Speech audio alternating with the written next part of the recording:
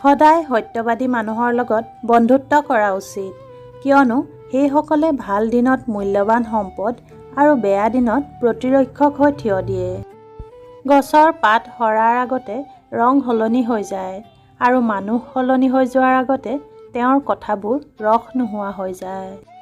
যি হুলস্থুল কৰি ভিৰ কৰে তেওঁ ভিৰৰ মাজতে হেৰাই যায়। সফল তেওঁহে হয় যি মনে মনে থাকিও নিজৰ কাম কৰি যায়।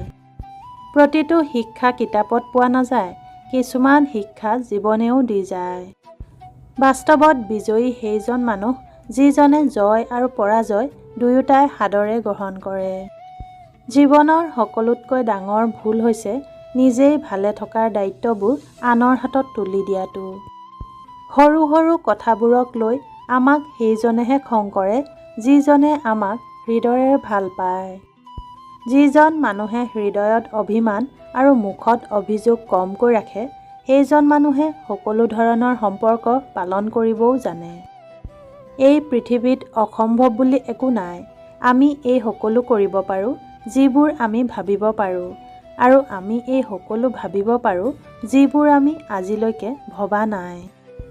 আপুনি সেই কামটো নিৰ্বাচন কৰক যিটো কাম কৰি আপুনি আনন্দ পায়। চাব, আপুনি জীৱনজোৰা কাম নকৰি কেৱল আনন্দহে কৰিব। আমি যদি বিচাৰোঁ তেন্তে আমাৰ আত্মবিশ্বাস আৰু কঠিন পৰিশ্ৰমেৰে আমাৰ ভাগ্য লিখিব পাৰোঁ। কিন্তু যদি আমাৰ ভাগ্য আমি লিখিবলৈ নিবিচাৰি হাত সাৱটি বহি থাকোঁ, তেতিয়া পৰিস্থিতিয়ে আমাৰ ভাগ্য লিখি দিয়ে।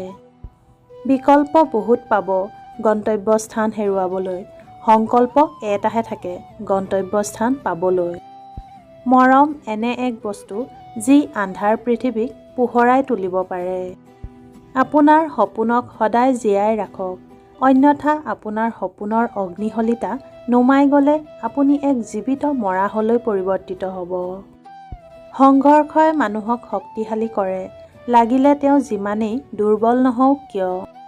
জীৱনৰ আটাইতকৈ শক্তিশালী পথ প্ৰদৰ্শক হ'ল নিজৰ শক্তি।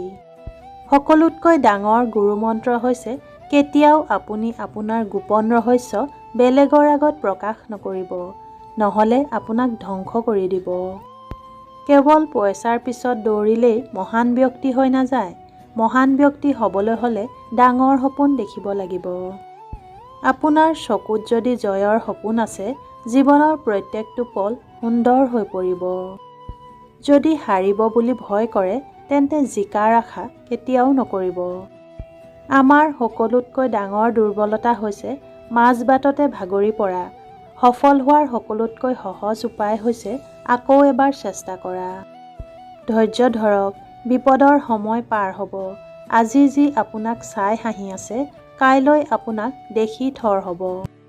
যদি আপুনি বহুত ডাঙৰ সফলতা বিচাৰে তেনেহ'লে অসফল হ'বলৈ প্ৰস্তুত থাকক, কাৰণ প্ৰতিবাৰে অসফল হোৱাৰ পাছত আপুনি আপোনাৰ ভুলবিলাক শুদ্ধ কৰিব পাৰিব, আৰু ভুলবিলাক শুদ্ধ কৰি গৈ থাকিলে আপুনি এদিন ডাঙৰ সফলতা পাব।